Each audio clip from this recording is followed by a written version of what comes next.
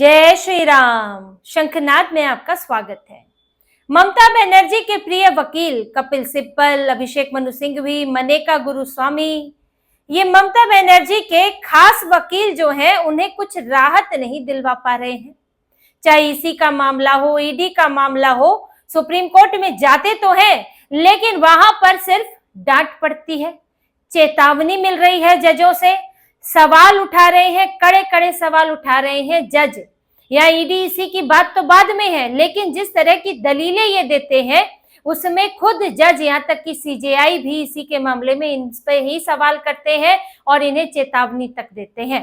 यही आईपैक के मामले में भी हुआ है। आईपैक का मामला जिसमें ममता बनर्जी ने आईपैक के दफ्तर में ईडी की रेड में दखल दिया था और अधिकारियों को उनका काम करने से उन्होंने रोका था, ईडी अधिकारियों का यह आरोप है और ममता बनर्जी दस्तावेज भी उठाकर ले गई थी।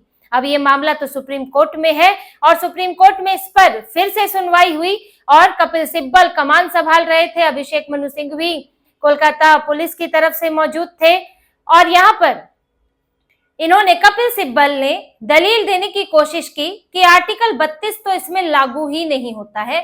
आर्टिकल 32 यानी कि मौलिक अधिकारों की जो बात करता है, जिसमें सीधे सुप्रीम कोर्ट में पहुंचा जा सकता है। इन्होंने पिछली सुनवाई से लेकर अभी तक ये आधार बनाया हुआ है कि भाई आर्टिकल 32 तो इसमें लागू ही नहीं होता है और बार बार ये ईडी को एक संस्था कह रहे हैं कि ये एक विभाग के अंदर विभाग है, ये स्वतंत्र रूप से कोई संस्था नहीं है और इसलिए इसका इसमें अधिकार नहीं बनता है। अब इनकी दलीलें सुनने के बाद उस बीच में कोर्ट की भी ऐसी स्थिति हो गई कि कोर्ट ने कहा कपिल सिब्बल को कि आप ये ईडी कहना बंद कर दीजिए, यहाँ पर आप अपने मुख्य बिंदु पर आइए, मुख्य मुद्दे पर आइए, वरना आपके लिए मुश्किल हो सकती है। ये बात कपिल सिब्बल को जज ने कही। जज पीके मिश्रा थे और एनवी अंजारिया, उन्होंने कपिल सिब्बल को, जो वो बार बार दलील दे रहे हैं कि ये तो ईडी के अधिकारी हैं, ईडी के अधिकारी हैं, ईडी के अधिकारी कैसे आर्टिकल 32 के तहत यहाँ पर कोर्ट में आ सकते हैं, तो कोर्ट ने एक तरह से, जजों ने इनसे शायद फ्रस्ट्रेट ही हो गए होंगे इन बार बार एक ही बात को सुनकर, इसलिए उन्होंने कहा कि आप ईडी पर फोकस छोड़िए, ये ईडी कहना बंद कीजिए और मुख्य मुद्दे पर आइए कि आप यहाँ क्या कहना चाहते हैं। और ये मामला जो है, इसमें ये मामला दो तरह का है। आईपैक का केस अलग है, मनी लॉन्ड्रिंग का, जिसमें छापेमारी हुई, और ये केस अलग है कि छापेमारी में क्या दखल दिया गया। यहाँ बात छापेमारी में दखल के केस की हो रही है। अब कपिल सिब्बल की और दलीलें शुरू हुई, जिसमें उन्होंने कहा कि यहाँ जो केस है वो डेप्यूटी डायरेक्टर ने ये केस दायर किया है और डेप्यूटी डायरेक्टर उस वक्त तो थे नहीं, तो कोई व्यक्ति किसी दूसरे व्यक्ति के लिए कैसे केस दायर कर सकता है, किसी के मौलिक अधिकार की बात कैसे कर सकता है। अब इस पर कोर्ट ने उनसे पूछा कि क्या मौलिक अधिकार व्यक्तियों के ही होते हैं। ये मामला इस तरह का है जिसमें इसे विस्तार से देखे जाने की जरूरत है कि मौलिक अधिकार सिर्फ व्यक्ति के ही नहीं है, मौलिक अधिकार संस्था के भी हो सकते हैं और मौलिक अधिकार क्या उनके नहीं है जिन ईडी अधिकारियों ने अलग से इसमें याचिका दायर की है। कुछ ईडी अधिकारियों ने, एक तो ईडी ने याचिका दायर की है और ईडी अधिकारियों ने अलग से भी की है कि हमारे अधिकारों का उल्लंघन हुआ है, हमें स्वतंत्र जांच करने का अधिकार है और हमें वहां डराया धमकाया गया और हमारी जांच में दखल दिया गया। तो क्या आप उनकी याचिका को नहीं देख रहे हैं? क्या रूल ऑफ लॉ, कानून का शासन अपने आप में मौलिक अधिकार नहीं है?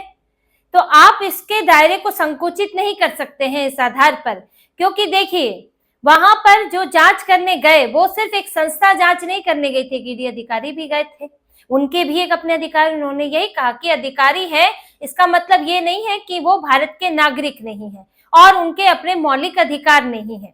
अब इनका कहना है, जो कपिल सिब्बल, सिंघवी, इन लोगों का कहना है कि आप उसमें ये आरोप लगाएं, आप आर्टिकल 32 के तहत जांच ना करें, आप जांच ये करें कि सरकारी अधिकारियों को काम करने से रोका गया, उनका जो कानूनी ड्यूटी थी उसे निभाने से रोका गया। ये एक कानून है कि आप सरकारी अधिकारियों को उनका काम करने से नहीं रोक सकते हैं, उसमें बाधा डालेंगे तो आपके ऊपर धाराएं लग जाएंगी, सजा है इसके अंदर।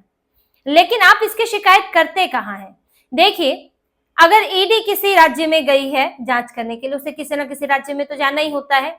अब उस राज्य में अगर कोई पुलिस अधिकारी जांच में दखल डाले तो ईडी सीएम से शिकायत कर सकती है या उससे ऊपर के पुलिस अधिकारियों से कर सकती है। या फिर अगर कोई व्यक्ति बाधा डाले या कोई और सरकारी कर्मचारी, कोई भी व्यक्ति अगर बाधा डालता है तो उसकी शिकायत पुलिस से हो सकती है। लेकिन अगर सीएम ही बाधा डाले तो शिकायत करने जाएंगे कहां? ये सवाल पूछा कोर्ट ने। सुप्रीम कोर्ट में जजों ने यह सवाल कपिल सिब्बल से पूछा कि अगर मुख्यमंत्री ही काम में बाधा डाल रही हैं, किसी राज्य के मुख्यमंत्री ही काम में बाधा डाले, तो क्या ईडी उसी राज्य सरकार के पास शिकायत करे जिसका नेतृत्व मुख्यमंत्री कर रहे हैं? तो यानी कि आप मुख्यमंत्री की शिकायत मुख्यमंत्री से करेंगे। अब ये कैसे संभव है? तो आप उससे ऊपर जा सकते हैं। अब सीएम से ऊपर कहां आप जाएंगे? किसी दूसरे सीएम के पास तो जा नहीं सकते, यानी कि केंद्र सरकार के पास जाएंगे। केंद्र सरकार कैसे इस मामले की जांच कर सकती है? अपनी एजेंसियों के जरिए, यानी सीबीआई के जरिए। तो यही मांग ईडी ने की है कि भाई सीबीआई इसकी जांच करे। अब केंद्र सरकार में आप कोई ये ऐसी जांच वाली अथॉरिटी तो है नहीं, केंद्र सरकार की जांच एजेंसियां हैं। तो आप सीबीआई के पास जाके ईडी नहीं कह सकते कि हमें फलाना रिपोर्ट लिखवानी है मुख्यमंत्री के खिलाफ, क्योंकि मुख्यमंत्री अपनी प्रिविलेज होती है। तो ऐसे में एक अथॉरिटी बनती है जो कि न्यूट्रल है, और वो है सुप्रीम कोर्ट। फिर आप इसे फेडरल सिस्टम में, आप संघीय ढांचे में हस्तक्षेप भी कह देते हो। तो इसलिए सुप्रीम कोर्ट से मांग की गई है कि सीबीआई को जांच का आदेश दें। यही बात सुप्रीम कोर्ट ने कही कि अब वो आखिर मांग तो यही कर रहे हैं ईडी अधिकारी कि भाई सीबीआई जांच का आदेश दिया जाए। अब इन्होंने कहा कि आप तो एक तरह से मान रहे हैं कि मुख्यमंत्री ने ही दखल दिया है, ये तो आरोप है। तो उन्होंने कहा जज ने कि हाँ ये आरोप है, लेकिन तथ्य आधारित आरोप है। ऐसा तो है नहीं कि ये इसका कोई प्रमाण नहीं है। वहां मुख्यमंत्री गई थी, मुख्यमंत्री ने वहां पर जांच में वो बीच में गई, उन्होंने किस तरह की बात की वो जांच का विषय है, लेकिन वो वहां गई थी, वहां से वो कुछ ना कुछ उठाकर लाई, ये साफ सामने है। तो आप इससे इनकार नहीं कर सकते। तो ऐसे में उनकी शिकायत मुख्यमंत्री के खिलाफ है, तो फिर जांच मुख्यमंत्री नहीं कर सकती। तो ये सारी बातें जो है सुप्रीम कोर्ट ने एक लॉजिकल बातें पूछी। जब कपिल सिब्बल से सहन नहीं हुआ तो कहने लगे कि अरे आप तो उत्तेजित हो रहे हैं। तो कोर्ट ने कहा कि हम उत्तेजित नहीं हो रहे हैं, लेकिन हम सवाल पूछ रहे हैं। और ये सवाल देखिए कोई नाजायज सवाल नहीं है। यहाँ पर अभी तक कपिल सिब्बल और ये सारे सिंघवी, ये सब जो वकील हैं, मनेका गुरुस्वामी और जो इनके आते हैं श्याम दीवान एक वकील आते हैं, ये लोग अभी इस पर बात नहीं कर रहे हैं कि ईडी ने जो आरोप लगाया कि मौलिक अधिकारों का हनन हुआ, यानी कि हमारे स्वतंत्र जांच के अधिकारों का उल्लंघन हुआ है, ये हुआ है कि नहीं, बात अभी इस पर नहीं कर रहे हैं। इस अंतर को आप समझिएगा कि कोर्ट में अभी इस पर दलीलें हो ही नहीं रही हैं कि क्या ईडी के अधिकारों का उल्लंघन हुआ है या नहीं हुआ है, ममता बनर्जी ने कुछ गलत काम किया है या नहीं। अभी ये लोग इसी में ही फंसाने की कोशिश कर रहे हैं कि क्या ईडी आर्टिकल 32 के तहत कोर्ट में आ सकती है या नहीं। अगर ये खारिज हो जाए कि नहीं आर्टिकल 32 इसमें लागू होता ही नहीं है, तो केस ही नहीं आएगा सुप्रीम कोर्ट में, तो फिर जाना पड़ेगा कहाँ? कलकत्ता हाईकोर्ट। कलकत्ता हाईकोर्ट तो फिर अभी तो फिलहाल चुनाव चल रहे हैं, अगर ममता बनर्जी की सरकार आ गई तो वहां तो इन्हीं की मनमानी होती है। तो इसीलिए ये इसको पहले कानूनी पचड़े में, धाराओं के पचड़े में फंसाने की कोशिश कर रहे हैं। पहले यहाँ कोर्ट अगर इसमें फैसला देगा कि ईडी का आर्टिकल 32 के तहत सुप्रीम कोर्ट आना जायज है, ये मौलिक अधिकार का मामला है, फिर उसके बाद ये देखा जाएगा कि मौलिक अधिकार का उल्लंघन हुआ है या नहीं। ये एक तरह से कानूनी पेच भी फंसाना है और दूसरा समय भी लेना है। इन्होंने एक और मांग की है, समय की बात मैं इसलिए कर रही हूं क्योंकि इन्होंने एक और मांग की कोर्ट में कि जब तक चुनाव चल रहे हैं तब तक कृपया इस पर सुनवाई ना करें, क्योंकि इसका असर चुनाव पर हो सकता है। अब इस पर सुप्रीम कोर्ट ने साफ तौर पर इंकार कर दिया कि कोई सुनवाई चुनाव की वजह से नहीं टलेगी। हम ना तो चुनाव का हिस्सा बनेंगे, ना ही किसी अपराध का हिस्सा बनेंगे।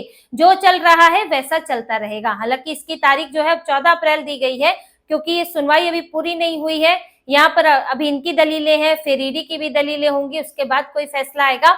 लेकिन इसको कोई ऐसा नहीं है कि 29 अप्रैल को चुनाव हो जाएगा, आखिरी वोटिंग हो जाएगी तो उसके बाद सुनवाई होगी। 14 अप्रैल को होगी, जरूरत पड़ी तो उसके आगे आसपास की तारीख भी दी जा सकती है।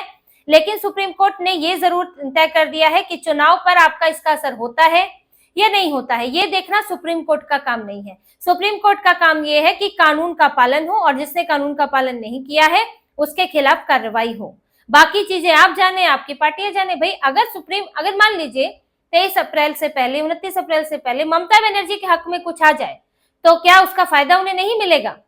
यानी कि आपको लगता है कि हमारे हक में तो आने से रहा, हमारा तो यहाँ पे खिलाफ ही आएगा, तो इसलिए टाल दो।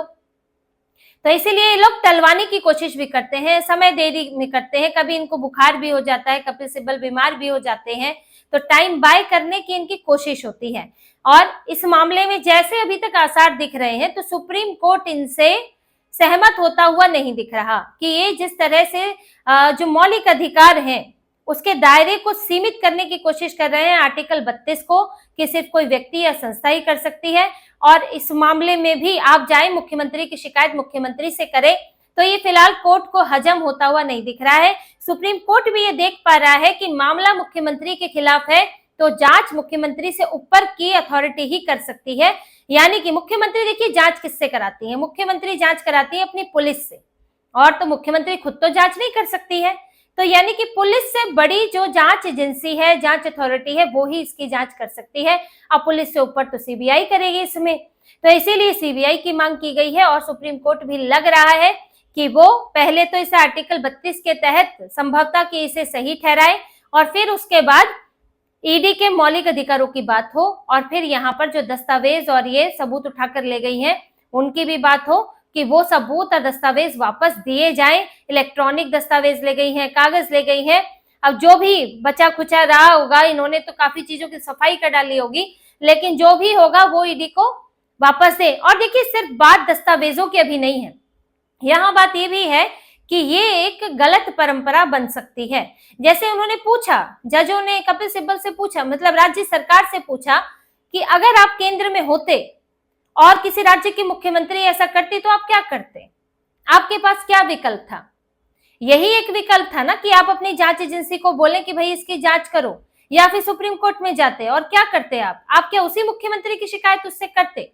तो ये बात बार बार उठकर आई है, और यहाँ मामला यही बनता है कि अगर आज इसका समाधान नहीं हुआ तो कल को फिर सभी मुख्यमंत्री यही करने लगेंगे। ईडी जाएगी छापा देने, मुख्यमंत्री पहुंच जाएंगे और कागज उठाकर ले जाएंगे, ईडी मुंह देखती रह जाएगी, और फिर ईडी उसी मुख्यमंत्री की पुलिस को बोलेगी कि फला मुख्यमंत्री की जांच कर लो। तो जो ये अपने आप में बहुत ही हास्यास्पद लगता है, और ये इसीलिए मुश्किल है कि इनका ये तर्क ठहर जाए। और ममता बनर्जी ने जो ये किया है वो एक मिसाल बनेगा। अगर सुप्रीम कोर्ट इसके खिलाफ कार्रवाई करता है, कोई आदेश देता है, तो ये बाकी राज्यों के लिए भी मिसाल बनेगा कि आप जांच एजेंसियों के काम में अपने मुख्यमंत्री होने का फायदा नहीं उठा सकते हैं, दखल नहीं दे सकते हैं, और अगर आप ऐसा करेंगे तो आपके खिलाफ भी कार्रवाई होगी। ये मुख्यमंत्री होने का आपने जो प्रिविलेज और सुख सुविधा, जो आपको संरक्षण मिला हुआ है, वो इस तरह के अपराध में काम नहीं आएगा। तो इसी तरह की और खबरें और विश्लेषण आपके लिए लाते रहेंगे। हमसे जुड़े रहिए, सब्सक्राइब कीजिए, कमेंट कीजिए। बहुत बहुत धन्यवाद। जय श्री राम।